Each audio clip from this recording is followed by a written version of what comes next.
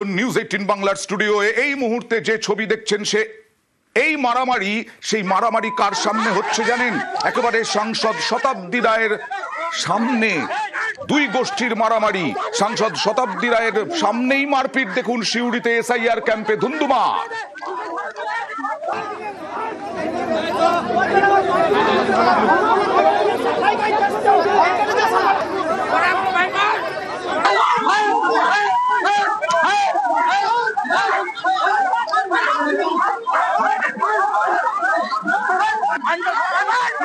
অঞ্চল সভাপতি ও তার ভাইকে মারধর, অঞ্চল সভাপতিকে নিয়ে তারপরে বেরিয়ে যান শতাব্দী রায়। কিন্তু কেন এই রকম পরিস্থিতি তৈরি হলো কেন একটা এসআইআর ক্যাম্পে? সরাসরি চলে যাব প্রতিনিধি সুপ্রতিমের কাছে।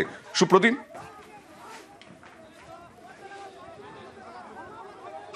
একদমই দেখো, যে ঘটনা ঘটেছে সেটা হচ্ছে বীরভূমের সিউড়ি 2 নম্বর ব্লকের গাংটে গ্রামে। আর এই গ্রামে কিন্তু দীর্ঘদিন ধরে এই সিউড়ি 2 নম্বর ব্লকে কিন্তু দু গোষ্ঠীর মধ্যে একটা কিন্তু গোষ্ঠী দ্বন্দ্ব লেগেই রয়েছে।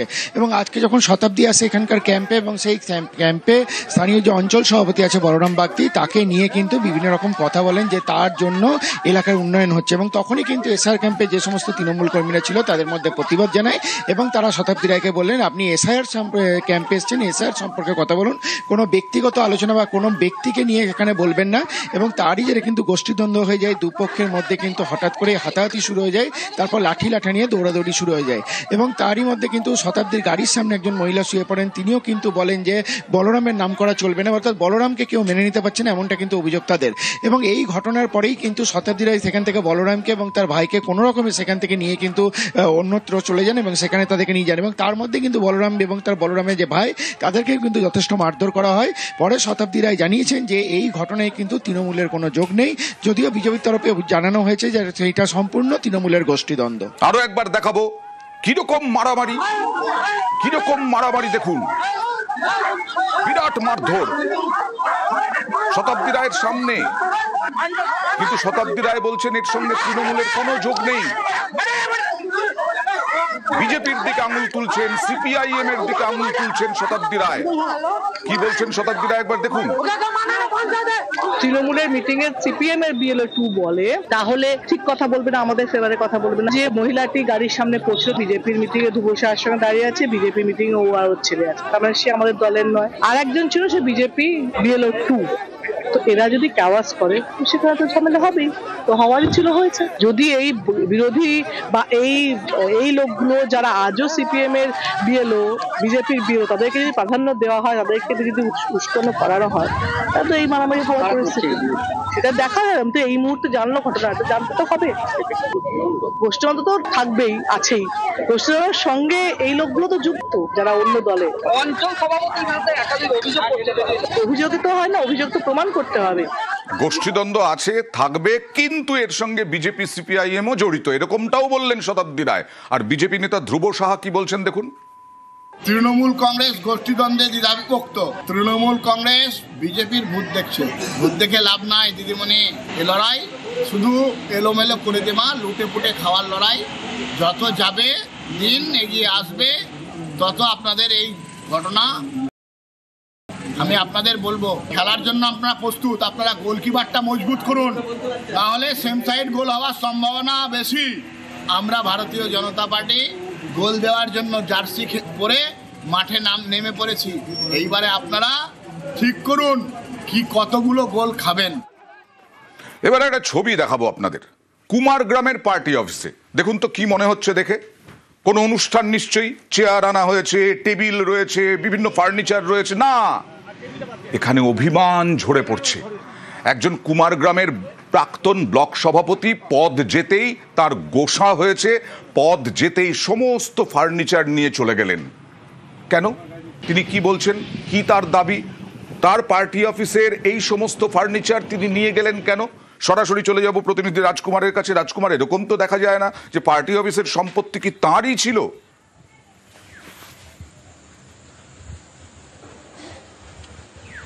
একদমই অয়ন্দা, সচরাচর এটা দেখা যায় না। এবং এই ঘটনা কিন্তু কুমারগ্রামের যে কামাখ্যাগুড়িতে কুমারগ্রাম ব্লক তৃণমূল কংগ্রেসের অফিস, সেখানে একেবারে রগে একটা গল্পে পরিণত হয়েছে, যা মানুষের মোড়ে মোড়ে আলোচনা হচ্ছে।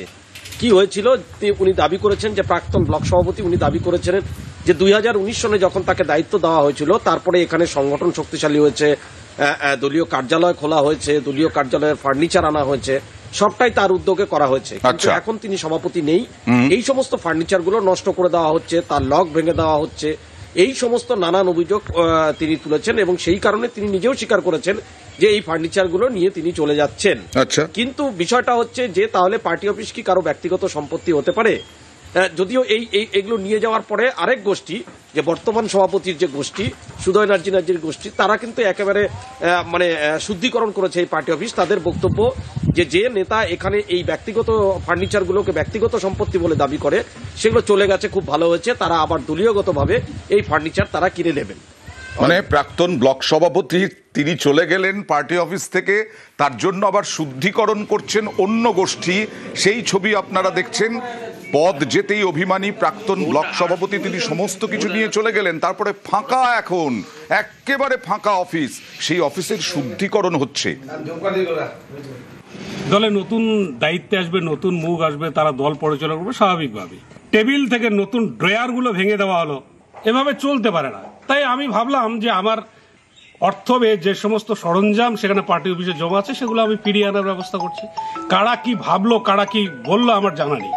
আমি শুনলাম নাকি গঙ্গা জল ধুয়েছে, আমি খুব খুশি হলাম।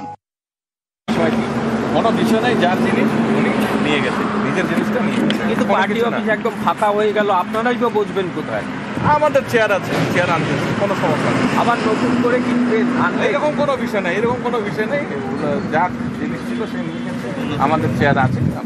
আমরা লোকে তো খারাপ চোখে দেখছে, এরকম কোনো বিষয় নেই, এরকম খারাপ দেখার কোনো বিষয় নেই। যার জিনিস ছিল উনি নিয়ে গেছে।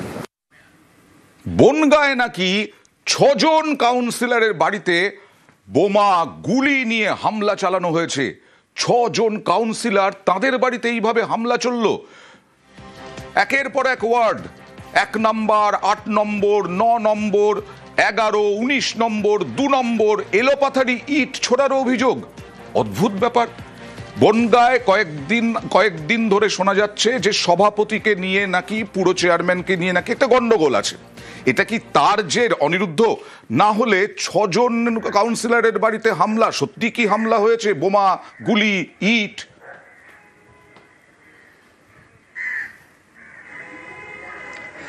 দেখো, তোমাকে জানিয়ে রাখি যে গত 6ই নভেম্বর প্রাথমিকভাবে এই ঘটনার সূত্রপাত বলা যেতে পারে, কারণ বনগাঁ পৌরসভার চেয়ারম্যান গোপাল শেঠকে তার পদ থেকে ইস্তফা দেওয়ার জন্য তৃণমূল কংগ্রেসের তরফ থেকে নির্দেশ দেওয়া হয়েছিল।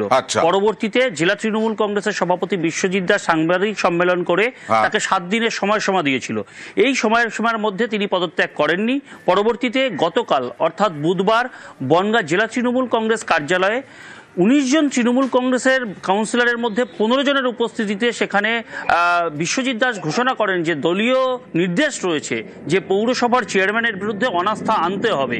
সেই মতোই সেখানে আলোচনা হতেই 6 জন কাউন্সিলর সেখান থেকে বিক্ষুব্ধ হয়ে তারা বেরিয়ে পড়েন। তারা বলেন যে পৌরসভার চেয়ারম্যানের বিরুদ্ধে অনাস্থাতে তারা সই করবেন না, কারণ দলের তরফ থেকে তাদের কাছে কোনো নির্দেশ নেই। সেই মতোই 6 জন কাউন্সিলর বেরিয়ে যায়। 9 জন কাউন্সিলর সাইন করে, স্বাক্ষর করে তারা প্রাথমিকভাবে পৌরসভা এবং পরবর্তী এসডি অফিসে তারা এই অনাস্থা প্রস্তাব জমা দেন। এরপরেই গতকাল রাতে প্রথম বনগাঁ পৌরসভার 2 নম্বর ওয়ার্ডের যিনি কাউন্সিলর আছেন শিখা ঘোষ, তার বাড়িতে ইট পাটকেল ছোড়া হয় এবং তার বাড়ির সামনে সিসি ক্যামেরা ভেঙে দেওয়া হয়, তার বাড়ির সামনে মদ্যপান করা হয়, তাকে উদ্দেশ্য করে গালাগাল করা হয়, এরকম অভিযোগ তোলেন তিনি। ভাঙচুর করা হয় বলে অভিযোগ। আমি আসবো তোমার কাছে, কয়েকজন কাউন্সিলর আরো কি বলছেন একটু দেখবো, 2-3 জন কাউন্সিলরের বক্তব্য দেখাবো। আমাদের জেলার সভাপতি জেলা পার্টি অফিসে ডেকেছিলেন, যখন কিনা একটা আমাদের কাগজ ধরিয়ে দিল, লেখা ছিল যে পৌর প্রধানের বিরুদ্ধে অনাস্থা। অনেকে সই করেছিল এবং আমরা 6 জন কাউন্সিলর আমরা অনাস্থার বিরুদ্ধে সই করিনি। যখন রাত 12টা 12:30 বাজে, জানি না কারা মোটরসাইকেল করে চড়ে এসে 10 থেকে 12 রাউন্ড গুলি চালিয়েছিল এবং একটা গুলি লক্ষ্যভেদ করে আমার ছেলে যে ঘরে থাকে সেই কাঁচ ফুটো হয়ে এবং দরজাটা ছিদ্র হয়ে গেছে। সকালবেলা পুলিশ এসে দেখে গেছে, গুলির খোলগুলো তারা নিয়ে গেছে। দলের কাউন্সিলররাই নিরাপদে নেই, তাহলে সাধারণ মানুষকে কিভাবে নিরাপদ দেবো? এটাই আমাদের দাবি। আনুমানিক ওই 9:30 থেকে 10:45 নাগাদ ছেলে আর মেয়েকে রেখে হসপিটালে যাই। কাকিমা ফোন করে বৌমা বোম পড়েছে। আবার 10 মিনিট পরে কাকিমা ফোন করে বললো পরপর আরো 2টো পড়েছে। কেন হলো বলতে আমাদেরকে অনাস্থা প্রস্তাবের জন্য বলা হয়েছিল চেয়ারম্যানের বিরুদ্ধে, তো আমরা অনাস্থা পেপারে সই করিনি। হয়তো তারই পরিপ্রেক্ষিতে হয়তো বোমটা ফেলেছে আমাদের বাড়িতে। দুষ্কৃতীরা যদি মনে করে যে বোম ফেলে বন্দুক দেখিয়ে বসিয়ে রাখবে ঘরে, কিন্তু সেটা পারবে না আমাদেরকে। আমরা দলের সঙ্গে আছি, আমি দলের বিরুদ্ধে কিন্তু যাইনি। আমরা আমাদের করজোড়ে নিবেদন, আমাদের উপর নেতৃত্ব দেখে আমাদের বনগার পরিস্থিতিটা। তাহলে এইভাবে অনিরুদ্ধ অন্য গোষ্ঠীর বিরুদ্ধেই তো অভিযোগ আসছে, অন্য গোষ্ঠীর বক্তব্য কিছু পাওয়া গেছে?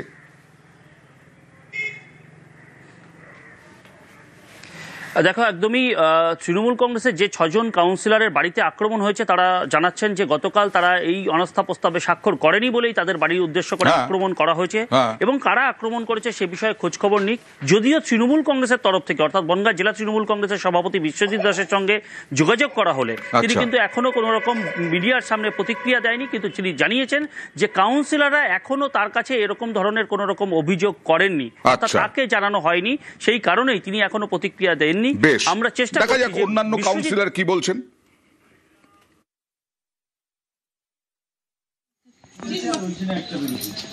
সকালবেলা আমাদের 3টের সময় ডাকা হয় জেলা পার্টি অফিসে, সেখানে ডেকে বলা হয় আসুন একটা মিটিং আছে। আমাদের যখন ডাকা হয় আমরা যাই 6 জন মহিলা কাউন্সিলর, সেখানে গিয়ে আমাদেরকে জোর করে হুইপ করা হয় যে যাতে আমরা সই করে দিই। আমরা সই করতে রাজি না হয় আমরা সেখান থেকে বেরিয়ে আসি।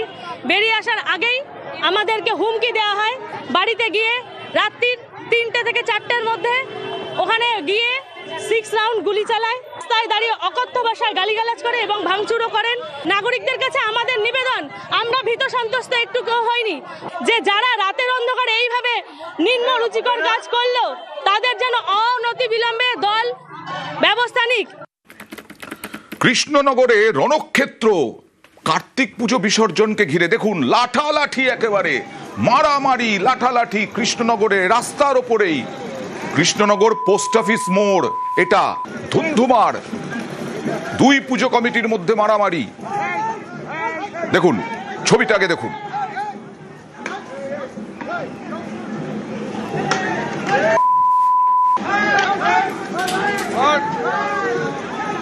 কথা বলবো প্রতিনিধি সমীরের সঙ্গে। সমীর, কেন এরকম হলো হঠাৎ, নাকি এরকমই হয় কার্তিক পুজোর ক্ষেত্রে বা জগদ্ধাত্রী পুজোর ক্ষেত্রে? গত জগদ্ধাত্রী পুজোতে কিন্তু এই চিত্র দেখা গিয়েছিল এবং এই কার্তিক পুজোতে কিন্তু একই চিত্র দেখা গেল। গতকাল রাতে কার্তিক পুজো বিসর্জন চলছিল কৃষ্ণনগরে, এবং রাতে যখন এই প্রতিমাগুলোকে পুজো উদ্যোক্তারা কদমতলা ঘাটের দিকে নিয়ে যাচ্ছিলেন বিসর্জনের উদ্দেশ্যে, ঠিক সেই সময় কৃষ্ণনগর পোস্ট অফিস মোড়ে যখন এসে পৌঁছয় রাধানগর আদি বারোয়ারি এবং ঘোড়াপট্টি বারোয়ারি, কোন প্রতিমা আগে নিয়ে যাবে বা কোন কমিটি আগে নিয়ে যাবে এই নিয়ে তাদের মধ্যে রেফারেন্স শুরু হয়। এবং এই সময় কিন্তু উভয় পক্ষের যারা সদস্য রয়েছেন তাদের মধ্যে বাকবিতণ্ডা কটাকাটি শুরু হয়। পরবর্তীতে তারা হাতাহাতি এবং লাঠি নিয়ে চলে যায়। পুলিশ কি কোনো পদক্ষেপ করেছে? দেখো, পুলিশ কিন্তু ইতিমধ্যে ঘটনা তদন্ত শুরু করেছে এবং এই ঘটনার সঙ্গে যারা জড়িত তাদের বিরুদ্ধে ব্যবস্থা নেওয়ার আশ্বাস দিয়েছে। বেশ কিছু বাচ্চা ছেলে এখন একদম ছোট বয়সে স্কুল পেরিয়ে মনে হয় কলেজে ঢুকেছে, এইরকম ছেলেপিলে কিছু পাড়ার 2 দলের মধ্যে একটা বচসা হয়, তারপরে লাঠি সোটা নিয়ে একটু মারামারি মতো হয়। আমরা ছিলাম, পুলিশ ছিল, পরবর্তীতে আমরা ঠেকিয়ে তাদেরকে দুদিকে ভাগ করে দিলাম।